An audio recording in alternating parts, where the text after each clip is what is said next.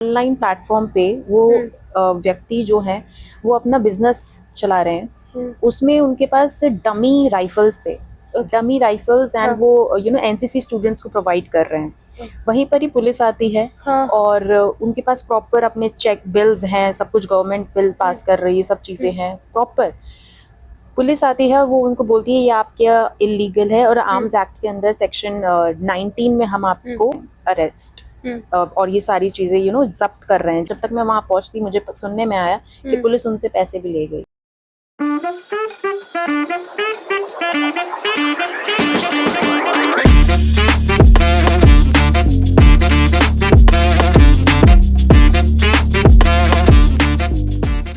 Hare Krishna, welcome to channel the bay of law. तो आज की वीडियो बहुत ही खास होने वाली है। हम अक्सर ऐसा कहते हैं, mark my words, I drag you to the court. हम हमेशा कहते हैं कोई भी परेशानी आती है तो हम कहते हैं कि हम कानून का सहारा लेंगे, हम कोर्ट में बात को लेके जाएंगे। तो आखिर कोर्ट में बात जाती कैसे है, हमारा केस कोर्ट में कैसे जाता है, कोर्ट में कैसे चीज़ें शुरू होती हैं, वो आपको इस वीडियो में पता लगने वाला है। इस वीडियो के साथ ही दो और फ़ायदे हैं। पहला फ़ायदा ये कि सपोज़ आप लीगल फील्ड के नहीं हैं, तो हमें पता है ये कलयुग आ चुका है, यहाँ पे कितनी ज़्यादा चीटिंग बढ़ रही है। तो कोई भी जो कि एक लीगल फील्ड से नहीं है वो कैसे पता कर सके कि उनके जो एडवोकेट हैं वो सही काम कर रहे हैं या नहीं। एक छोटा सा मतलब आपको बेसिक आइडिया लग सके। दूसरा ये कि जो भी यंग एडवोकेट्स हैं वो थोड़ा सा एक आइडिया ले सके कि कैसे ये प्रोसीजर जो है कोर्ट में कैसे चीज़ें स्टार्ट होती हैं। तो इसको कवर करने के लिए मेरी बहुत ही खास दोस्त मानुषी प्रजापति जी आ रही हैं। उनके पास 5 साल का एक्सपीरियंस है, उनके पास एकेडमिक एक्सपीरियंस है, साथ ही 1 साल उन्होंने एज ए लीगल रिसर्चर काम किया केरला हाई कोर्ट में, और उन्होंने अपना मास्टर्स भी किया हुआ है लॉ में राष्ट्रीय रक्षा यूनिवर्सिटी से। I would like to heartily welcome my very dear friend. तो चलिए शुरू करते हैं सीधा बात से और जानते हैं कि कैसे किसी भी कोर्ट में केस शुरू होता है। जैसे मैंने ना बहुत जगह सुना है, इनफैक्ट जब मैं छोटी थी तो कभी भी कोई कुछ उल्टा बोलता था ना तो मैं क्या बोलती थी, आई सू यू, है ना। और हम बहुत सारे लोग से सुनते हैं, अरे केस फाइल कर देंगे, ये कर देंगे, वो कर देंगे। लेकिन मुझे ये जो चीज़ लगती है कि ये सिर्फ वर्ड्स तक रह चुका है, मतलब प्रैक्टिकली लोग इसके बारे में ज़्यादा अवेयर नहीं, इनफैक्ट बहुत ज़्यादा घबराते हैं कि जब भी केस की बात आ गई या सू करना है, ऐसी कोई बात आ जाती है तो लोग बहुत ज़्यादा घबराते हैं। तो बोलना तो हम लोग को आता है, लेकिन उसके एक स्टेप हम लोग आगे कैसे जा सकते हैं, मेरा क्वेश्चन ये है। और बहुत प्रैक्टिकल मुझे आंसर चाहिए, जो लोग नॉर्मली हर दूसरे टाइम बोलते रहते हैं कि sue, I will sue you, case file कर दूंगा, तो क्या करना चाहिए?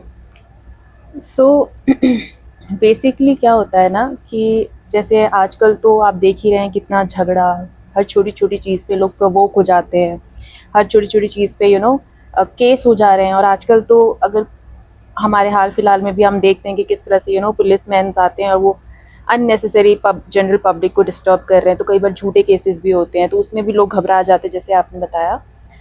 तो क्या रहता है कि इसमें जैसे अगर मैं बात करूं कि अगर फॉर एग्जांपल किसी इंसान को कोई भी उसके साथ कोई भी ऐसा डिस्प्यूट हुआ है जिसके बारे में उसको पता नहीं है, उसको बेसिक नॉलेज चाहिए, बेसिक उसको जानकारी चाहिए, तो हमें ये समझना पड़ेगा सबसे पहले कि ये केस किस कैटेगरी में फॉल कर रहा है। यानी कि अगर ये चीज़ हुई है तो ये सिविल कैटेगरी में फॉल करेगी या फिर क्रिमिनल कैटेगरी में फॉल करेगी।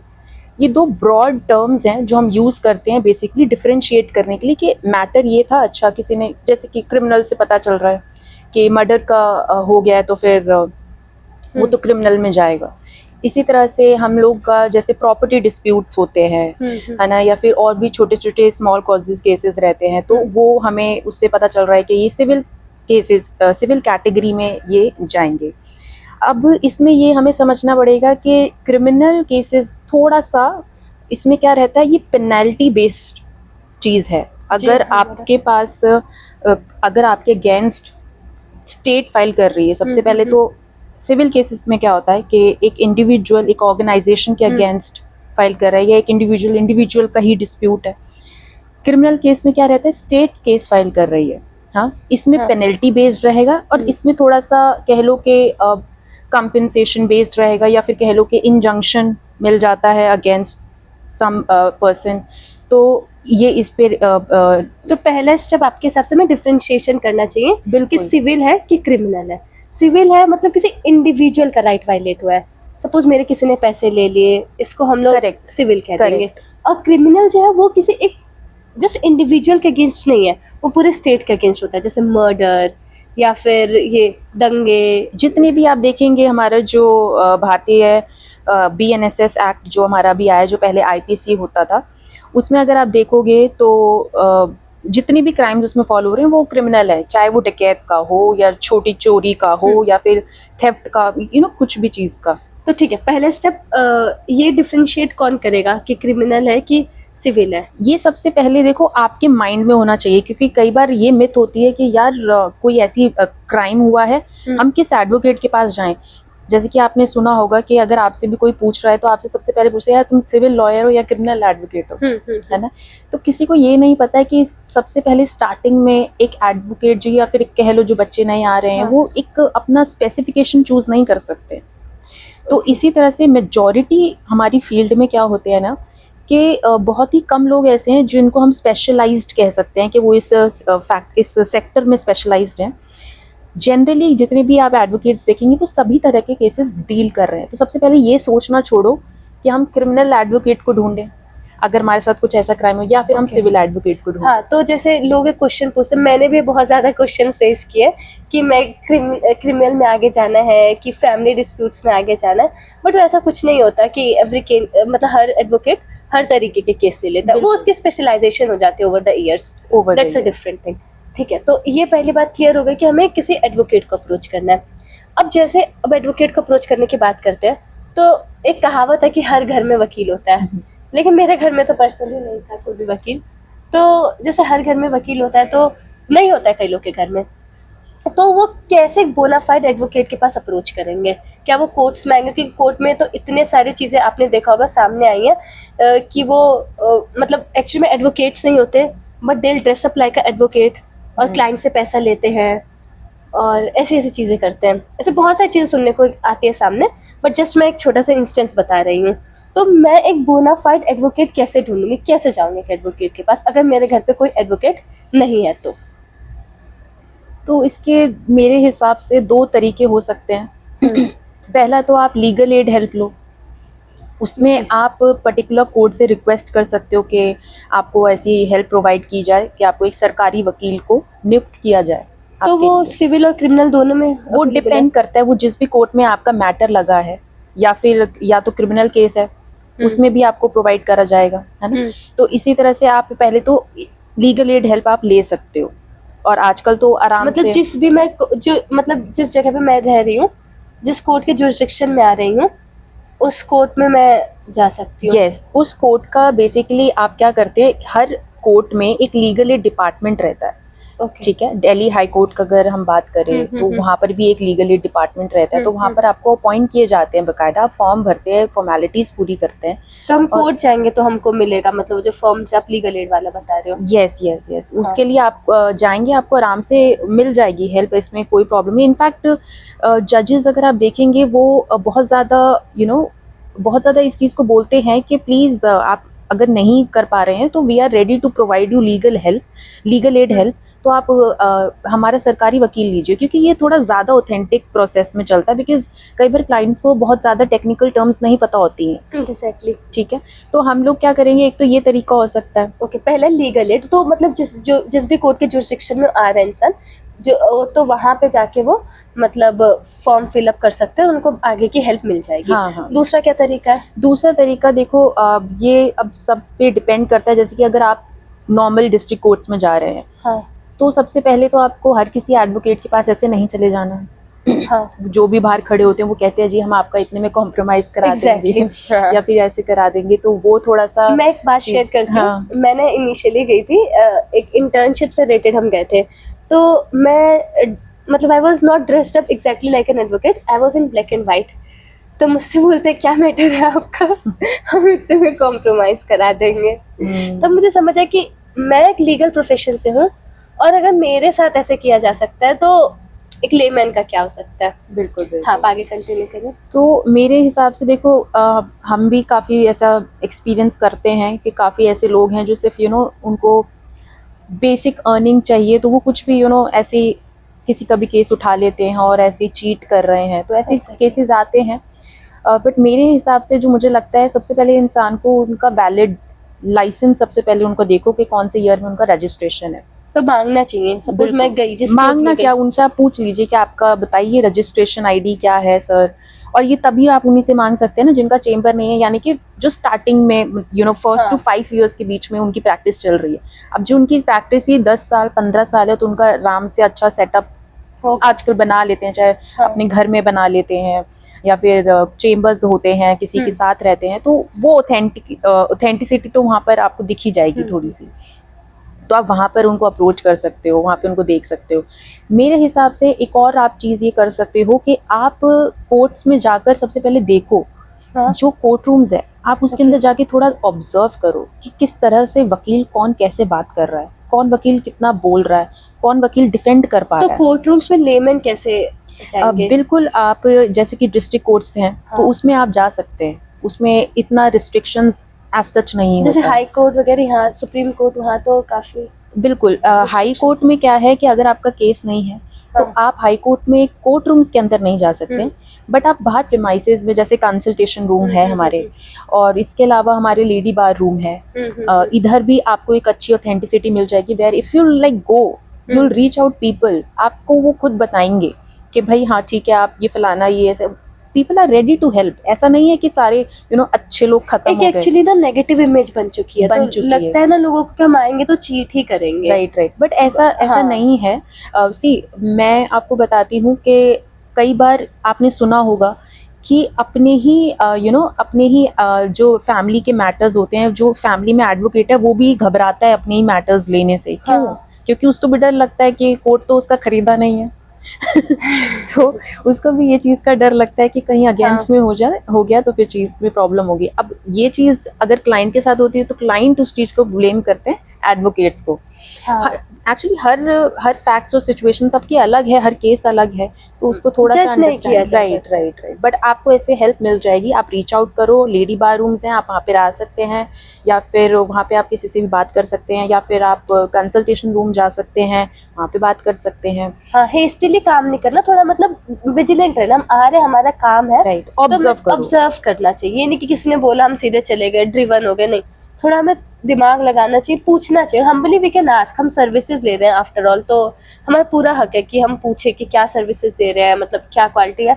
वी हैव एवरी राइट, तो उसमें कोई घबराने वाली बात नहीं है। ये हो गया दूसरा स्टेप, हमें एडवोकेट मिल चुके हैं। अब मैं बताती हूँ कुछ दिन पहले क्या हुआ कि एक बहुत ही फेमस एडवोकेट है, and I was shocked to know this. तो उन्होंने क्या कहते हैं कि बहुत ही सीरियस मैटर था, मतलब मर्डर का मैटर था उनके क्लाइंट का, है ना। तो मर्डर का मैटर था, तो उन्होंने ये कहा कि जो है मैं आपका कॉम्प्रोमाइज़ करवा देंगे, सुप्रीम कोर्ट अपील फाइल करेंगे। और she took a heavy amount, lakhs में उन्होंने अमाउंट लिया। तो अब यहाँ पे जो क्लाइंट है उन्हें आइडिया नहीं है, तो उन्होंने दे दिया, क्योंकि ये तो सीरियस ऑफेंसेस है ना, ये तो इधर कॉम्प्रोमाइज नहीं होता है, वो किसी इंडिविजुअल के अगेंस्ट जस्ट क्राइम नहीं हो, तो पूरे स्टेट के अगेंस्ट हुआ है। तो अब मैं एक लेमैन हूँ, तो मुझे कैसे पता चलेगा कि जो एडवोकेट काम कर रहे हैं वो सही कर रहे हैं या नहीं। और दूसरी चीज़ ये कि suppose I am a new advocate, है ना, मुझे बहुत कुछ नहीं पता, तो मुझे क्या क्या स्टेप्स लेने चाहिए, ये मेरा क्वेश्चन है। तो ये क्वेश्चन 2 लोग के लिए है, answer will be one, but 2 लोग को हिट करेगा। एक तो जो नए एडवोकेट्स हैं, और दूसरा मैं अगर लेमैन हूँ तो मैं कैसे चेक कर सकती हूँ कि काम मेरा सही चल रहा है या नहीं चल रहा, क्या क्या चीज़ें हो रही हैं और क्या क्या नहीं, कि मैं चेक कर सकूँ, देखते रह सकूँ, मतलब ट्रैक कर सकूँ कि व्हाट्स हैपनिंग, नॉट जस्ट मैंने एडवोकेट पे छोड़ दिया। सो जैसे मैंने आपको बताया कि ऑब्जर्वेशन जो फर्स्ट स्टेप होता है, उसी में आपको मैक्सिमम क्लैरिटी मिल जाती है। अब आपने जैसे अभी एग्जांपल दिया, वो अगर आप रैंडमली सुप्रीम कोर्ट में भी जाकर आप किसी को पकड़ लेते हैं कि सारे एडवोकेट्स जो यहाँ पे घूम रहे हैं वो कर सकते हैं हमारा तो वो तो फिर ठीक नहीं है। पहले तो आपको खुद ही ऑब्जर्व करना पड़ेगा, है कि नहीं। तो observation I think is the key. और सबसे बड़ी बात कि where group of people sits, वहाँ पर वो आपको गलत राय नहीं देंगे, बिकॉज इस फील्ड में कोई भी एकजुट मतलब कोई भी एकजुट नहीं है। अगर 4 लोगों के सामने आप आकर एक हेल्प मांगते हो, तो उस 4 लोगों में से कोई एक इंसान होगा जो आपको ये बोलेगा कि हाँ आप ऐसे करो वैसे करो, और फिर उसके साथ में दूसरा भी बोलेगा हाँ आप ऐसे करो वैसे करो। वो कोई गैंग नहीं है, वो कोई क्रिमिनल्स नहीं है, वो आपको सही इन्फॉर्मेशन ही प्रोवाइड करेंगे।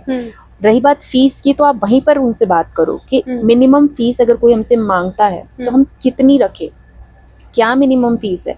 3 लाख तो आई थिंक मुझे लगता है ये तो बहुत ज़्यादा उन्होंने जो मांगा वो विदाउट एप्लीकेशन ऑफ माइंड उसको मैं समझूंगी, पर इसको इस तरह से और कंसिडर अफोर्ड करो। भी तो मतलब कोई नॉर्मल पर्सन तो नहीं कर पाएगा उतना जो अमाउंट राइट। है ना। तो मतलब काफी लोग, ऐसा नहीं है कि हम लोग ये सोचते हैं कि मे बी जिनकी एजुकेशन ज्यादा नहीं उनको चीट किया जा सकता है, बट मुझे तो नहीं लगता। आई थिंक किसी को भी चीट किया जा सकता है if someone is able to pay such a heavy amount. सो मतलब Right. चीट तो किसी को भी किया जा सकता है। एक्चुअली बहुत आसान है। देखिए आज के टाइम पे अगर आपके घर पे कोई पुलिस आ गई है, I am telling you the very recent case of mine. वहाँ पर ये हुआ था कि एक ऑनलाइन प्लेटफॉर्म पे वो व्यक्ति जो है वो अपना बिजनेस चला रहे हैं। उसमें उनके पास डमी राइफल्स थे, डमी राइफल्स, एंड वो एनसीसी स्टूडेंट्स को प्रोवाइड कर रहे हैं। वहीं पर ही पुलिस आती है और उनके पास प्रॉपर अपने चेक बिल्स हैं, सब कुछ गवर्नमेंट बिल पास कर रही है, सब चीज़ें हैं प्रॉपर। पुलिस आती है और वो उनको बोलती है ये आपके इलीगल है, और आर्म्स एक्ट के अंदर सेक्शन 19 में हम आपको ये कर रहे हैं अरेस्ट, और ये सारी चीज़ें जब्त कर रहे हैं जो भी आपका है। तो मेरा सबसे पहले क्वेश्चन उनसे यही था कि सबसे पहले ये डमी राइफल्स हैं, आप कैसे कर सकते हैं। जब तक मैं वहाँ पहुँचती, मतलब वो 2 घंटे का रास्ता था, जब तक मैं वहाँ पहुँचती मुझे सुनने में आया कि पुलिस उनसे पैसे भी ले गई छोड़ने के लिए। तो पुलिस ने उनसे कितने पैसे लिए, 20,000 15,000 ऐसे कुछ 15-20 हज़ार ले लिए। तो विच इज़ आई थिंक के लोग डर भी जाते हैं। जब डर जाते हैं तो फिर वो कर लेते। लेकिन हमें ये समझना पड़ेगा कि लॉ जो है, या फिर कह लो कि जो लीगल हेल्प है, वो किसी को डराने के लिए नहीं बनी है, वो जन सुविधा के लिए है। तो पहले लोगों को ये समझना पड़ेगा और बोल्डली बोलना पड़ेगा कि जन सुविधा के लिए, आप हमारी मदद करिए। तो मैं मतलब ये समझाना चाहता, आप ये मैसेज देना चाहते हैं कि जब हम हेल्प लेते हैं इतना डरने की बात नहीं है कि हमारे साथ गलत ही होगा, या जो एडवोकेट है वो एक गैंग है क्रिमिनल्स का, ऐसा कुछ ये सब चीज़ें नहीं है। You just have to trust them. ऐसा नहीं है कि आपको लूटने के लिए। लेकिन अगर हम लोग थोड़ा कुछ प्रोविजंस की बात करें, फिर भी अगर मैं क्यूरियस हूँ थोड़ा सा जानने के लिए, बिकॉज लॉ तो सबको आना चाहिए, तो थोड़ा सा क्यूरियस हूँ जानने के लिए कि कैसे मतलब प्रोसीडिंग चलती है, कैसे स्टार्ट होगा। सपोज मैंने एक एडवोकेट को हायर कर लिया, तो थोड़ा सा वो प्रोसीजर आप एक्सप्लेन हाँ, कर मतलब सकते हैं? बिल्कुल यस। सबसे पहले हमने चेक किया कि भैया आपकी वैलिडिटी क्या है, जो आपने क्लेम करा है, जो भी आपका डिस्प्यूट है उसकी वैलिडिटी है भी या नहीं है। सबसे पहले हम उसके बारे में बात कर रहे हैं। जैसे एक एग्जांपल देके आप समझा सकते हैं इस चीज़ फॉर को? एग्जांपल वैलिडिटी हम कैसे चेक कर सकते हैं कि अगर फॉर एग्जांपल आपने किसी को गैम्बलिंग के लिए कह लो, या फिर किसी भी इलिसिट चीज़ के लिए आप किसी को पैसा दे रहे हो, किसी को कि आप हमारा XYZ काम करो, तो वो आप आके कोर्ट में नहीं सू कर सकते हो, because that is it's void खुद ही इलीगल है। एक Right. लॉ ऑफ इक्विटी भी है कि you can't come in the court with unclean hands. Yes yes yes. तो ये चीज़ है कि पहली चीज हम की वैलिडिटी चेक करेंगे जो Right, क्लेम है। मतलब खुद ही अब वो कोई गैम्बलिंग कर रहा है कहीं कोर्ट में तो मतलब देखना चाहिए कि क्लेम मतलब वैलिड है, उससे रिलीफ मिल सकता है या फिर नहीं। आपको समझ में आ रहा है कि ये वैलिड है, देन अप्रोच दी एडवोकेट। अब एडवोकेट्स कैसे अप्रोच करना है वो 2-3 तरीके हमने डिस्कस किए। यस, डरने की इसमें कोई बात नहीं है। हाँ, थर्ड, हम ये देखेंगे कि जो हम अपने एडवोकेट को ब्रीफ करने वाले हैं उसको हम कैसे सब्सटैंशिएट करने वाले हैं। क्या हमारे पास कुछ डॉक्यूमेंट्स हैं, क्या हमारे पास कुछ एविडेंसेस हैं, हाँ, या हमारे पास कुछ प्रूफ है जो हम अपने एडवोकेट को देंगे। तो वो चीज़ों को थोड़ा सा हमें पाइपलाइन में डालकर हमें चेक करना पड़ेगा कि हमें ऐसे ऐसा करना है। हाँ, मतलब हमें थोड़ा सा प्रिपेयर्ड होना पड़ेगा, अपने डॉक्यूमेंट्स लेके जाना पड़ेगा। अच्छा, मेरे यहाँ पे क्वेश्चन आता है, सपोज कोई एक एडवोकेट है, किसी ने नया ज्वाइन किया, ऑब्वियसली मैं एक्सपीरियंस्ड एडवोकेट्स की तो बात नहीं कर रही, तो वो मतलब जब कोई केस ले तो उनको क्या क्या चीज़ें ध्यान रखनी चाहिए? जैसे आपने बोला कि डॉक्यूमेंट्स लेके आना है, तो मे बी मैं नहीं हूँ, मेरे पास कोई आता है, मतलब ऑब्वियसली कॉमन सेंस है कि डॉक्यूमेंट्स लेके, लेकिन फिर भी उनको मतलब क्या अपने लेवल पे क्या क्या उन लोगों को प्रिकॉशंस लेने चाहिए जिससे कि वो लोग आगे केस को ले जा सके? तो इसके मैं कुछ आपको पॉइंट्स बताऊंगी जो मैंने अप्लाई किए हैं अपने केसेस में। इसमें फर्स्ट ये रहेगा कि सबसे पहले चेक करिए, for especially I'm talking about the first generation advocates and who have started their practice just अभी एकदम न्यू है, the beginners। उनको सबसे पहले ये देखना चाहिए कि पेयर एक्ट खोलो, CPC का निकालो CPC निकालो, सेक्शन 9 देखो, सेक्शन 9 किस आजकल तो लोग इतना कंप्लेन करते हैं कि लॉ पढ़ के क्या फायदा, कोर्ट में तो एकदम अलग है। मैंने लिसन दिस ना, मैं इतना पर्सनली मुझे इतना डिसहार्टेंड हो जाती हूँ मैं, एक ही बार में रिजेक्ट कर देते हैं the upcoming generation. Right right right. I am saying the upcoming generation. नहीं ठीक है। तो हम लोग 3-4 पॉइंट्स जैसे हम कंसिडर करेंगे। अगर हम किसी का केस ले रहे हैं तो केस तो हमें मिल गया जी, हमने ब्रीफ पढ़ लिया है, हाँ। उन्होंने हमें समझा दिया है, डॉक्यूमेंट्स है, सारी चीज़ें हैं। बट अब हम क्या देखेंगे, कुछ पॉइंट्स जैसे मैंने बताया, सेक्शन 9 आप सीपीसी का पहले चेक करो। If I am talking about the civil cases हाँ, अभी हम लोग थोड़ा सिविल केस के बारे में बात कर रहे हैं। हाँ जी, वैसे थोड़ा बहुत सेम ही रहता है, लेकिन ऑलमोस्ट। हाँ, बट देन उसका अभी हम थोड़े स्ट्रीमलाइंड है Right, सिविल के streamlined कोड्स। है। हाँ, तो अभी हम क्या देखें, सबसे पहले कि सेक्शन 9 हम देखें कि वो एप्लीकेबल है to the facts which were given to us. अब वो क्या बात करता है, वो बात करता है जुरिसडिक्शन ऑफ सिविल कोर्ट्स की, कि whether this matter will go into the jurisdiction of this civil court और नॉट। ये चीज रहेगा, मतलब कहाँ पे जाएगा Right, मैटर, कौन right. से कोर्ट में जाएगा। यस। और इसके बाद हम लोग देख सकते हैं कि वेदर दिस मैटर इज सब जुडिस और नॉट। सेक्शन 10 ऑफ सीपीसी हम देख सकते हैं हाँ। कि मैटर कहीं ये ऐसा तो नहीं है कि पेंडिंग पड़ा है किसी के हाँ, कोर्ट ऐसे में। क्लाइंट भी चीट करते हैं एडवोकेट्स Right, को, जैसे right, आपने बताया बिल्कुल। कि कहीं और मैटर पेंडिंग है और आपको लाके दोबारा से दे देंगे। बिल्कुल तो बिल्कुल। हम ये चेक करें, सेक्शन 10 सीपीसी में सब जुडिस एक कंसेप्ट होता है, तो ऑलरेडी अगर मैटर पेंडिंग है तो उसे नहीं लेना है। हाँ। और इसके बाद वही सेम हम लाइन में चले, सेक्शन 11 को हमें चेक करना है, res judicata, which is also important. कि ऑलरेडी वो डिसाइडेड ना हो मैटर। Right right. ओके, हाँ, तो अगर आपके पास कोई क्लाइंट आ रहा है, matter already done and dusted है और आपके पास वो दोबारा से मैटर लेकर आ गया, तो वो भी चेक करना है। ये एडवोकेट्स के लिए है, मतलब क्लाइंट्स को लगता है कि एडवोकेट्स उन्हें चीट कर सकते हैं, बट एडवोकेट्स को क्लाइंट्स भी चीट कर सकते हैं। करेक्ट है। उसके बाद हम ऑर्डर 2 और रूल 2 के बारे में बात करते हैं।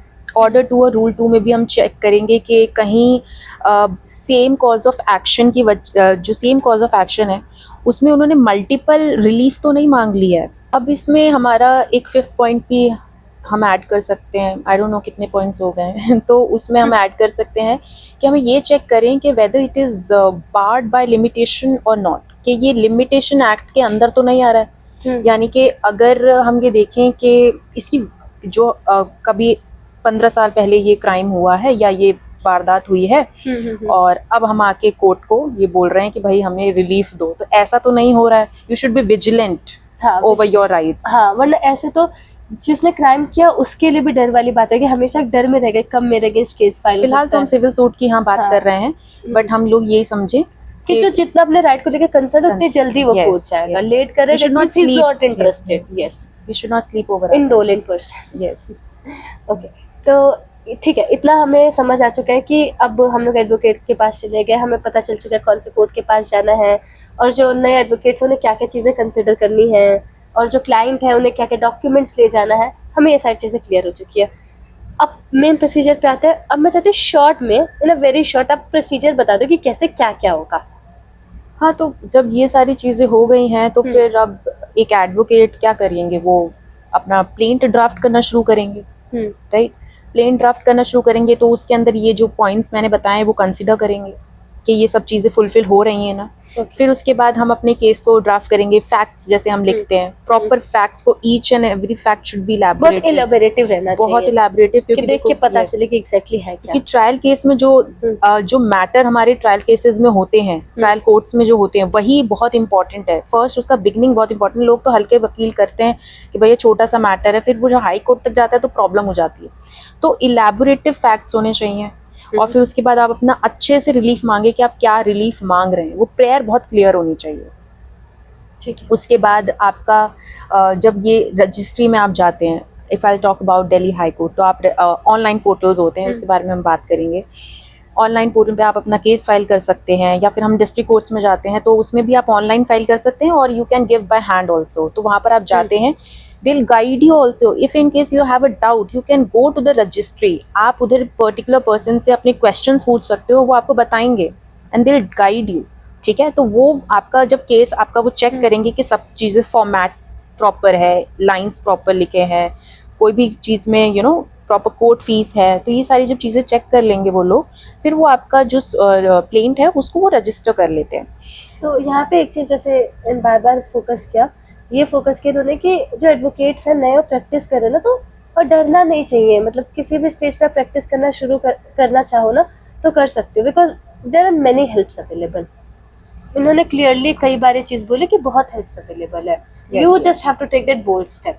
यस। आगे का फिर उसके बाद हम लोग का यही रहता है कि जब ये रजिस्टर हो गया है तो फिर ये कोर्ट में पुट अप होता है, हमें डेट पता चलती है। फिर ये जब कोर्ट में पुट अप होता है तो फिर हमें कोर्ट को कन्विंस करना होता है कि जो हम केस लेकर आए हैं वो बहुत ही वैलिड है, और नोटिस इशू होता है। नोटिस इशू होना का मतलब ये रहता है, इसमें ये कई बार तो 2-3 हियरिंग्स हो जाती हैं, नोटिस इशू नहीं हो पाता है क्योंकि हम कोर्ट को अभी तक कन्विंस नहीं कर पाए हैं, राइट। तो इसमें क्या रहता है कि नोटिस जब इशू हो जाएगा, या आप समझ लीजिए कि आधी जंग आप जीत गए कि आपने सामने वाली पार्टी को कोर्ट में खड़ा कर दिया है। तो अब ये जो चीज़ हो जाती है, इसमें हमें क्या रहता है कि सामने वाली पार्टी आती है, उनसे पूछा जाता है, उनको बताया जाता है कि ऐसे ऐसे आपके खिलाफ ये चीज़ें हुई हैं। फिर सामने वाली पार्टी को समय दिया जाता है, कुछ महीने भर का समय मिलता है कि आप अपना जवाब तैयार कीजिए, जिसको हम रिटन स्टेटमेंट कहते हैं। फिर वो रेडी करते हैं, फिर आर्ग्यूमेंट्स एक्सचेंज होते हैं, है ना। फिर उसके बाद आर्ग्यूमेंट एक्सचेंज मतलब ये कि दोनों पार्टी अपना अपना लेके आते हैं, एंड देन जो भी है वो लाइन वाइज जो प्रोसीजर होता है उसके हिसाब से हम लोग कोर्ट में बहस करते हैं। फिर उसके बाद धीरे धीरे जैसे भी अगर वो उसको कोर्ट को लगता है कि ये वैलिड है तो फिर हम लोग के फेवर में आता है। अगर लगता है कि नहीं, कोई कॉज ऑफ एक्शन ही नहीं बना है तो कोर्ट उसको खारिज कर देती है, तो डिसमिस हो जाएगा वहीं पे। और अगर वो रहता है तो फिर कोर्ट इश्यूज को एकदम एग्जैक्ट इश्यूज फ्रेम कर लिए जाते हैं, राइट, और फिर आगे उसको कंटिन्यू किया जाता है। yes, yes. मतलब इतनी देर मैंने चीज़ सुनी, मुझे एक चीज़ रियलाइज हुआ, या मतलब जैसे हमने सीपीसी पढ़ा उसमें लगता है कि अब शुरू हो जाएगा कोर्ट में काम, अब शुरू हो जाएगा मतलब जैसे, लेकिन वो चलते चलते, बट ये चीज़ें नेसेसरी है। इश्यूज फ्रेम करने से पहले किसी भी चीज़ को एंटरटेन नहीं कर सकते कोर्ट में, वरना तो ऐसे बहुत सारी चीज़ें आ सकती है कोर्ट में। तो कितना मतलब ध्यान दिया जाता है कि सिर्फ और सिर्फ एक मतलब जेन्युइन चीज़ें ही कोर्ट तक पहुंचे, जिस पे कोर्ट अपना समय दे। आजकल तो कॉस्ट भी लग जाता है अगर जेन्युइन चीज़ नहीं पहुंच रही है तो इस वीडियो के लिए इतना ही था। अगर आपको कोई स्पेसिफिक टर्म है जो कि आपको लगता है समझ नहीं आया, या आप चाहते कि और इलेबोरेट किया जाए, उस पर अलग वीडियो बनाया जाए, तो वो हम ला सकते हैं। और जो भी मतलब आपको लग रहा है वीडियो से रिलेटेड, आपका कोई फीडबैक है या anything, you can definitely mention the comment box, या तो आप हमसे इंस्टा पे डीएम कर सकते हैं। और इतना ही था। और सबसे ज़्यादा ये वीडियो तभी पॉसिबल हो पाए मेरे फ्रेंड की वजह से, तो सबसे ज़्यादा अपने फ्रेंड का थैंक यू करना चाहूँगी। बहुत मुश्किल होता है कि टाइम निकालना और इतने पेशेंटली बैठना। एक बार भी शी नेवर सेड कि टाइम हो रहा है और आई हैव टू गो। बहुत पेशेंटली उन्होंने बैठ के सारी चीज़ों का आंसर किया। और जितना मैंने सुना, ये लेमैन के लिए, बहुत लेमैन इनफैक्ट एडवोकेट्स के लिए, दोनों के लिए ही बहुत ज़्यादा हेल्पफुल था। अगर किसी को कुछ नहीं पता तो भी बहुत सारी चीज़ें पता चल जाएंगी। तो सबसे ज़्यादा thank you so much for coming. Hare Krishna, मिलते हैं अगले वीडियो में। हरे कृष्णा। वीडियो तो एंड हो चुकी है, पर आप हमसे कनेक्ट कर सकते हैं हमारे इंस्टा आईडी पे, लिंक डिस्क्रिप्शन में दिया गया है। और ऐसी और वीडियोस देखने के लिए हमें सब्सक्राइब करें। हरे कृष्णा।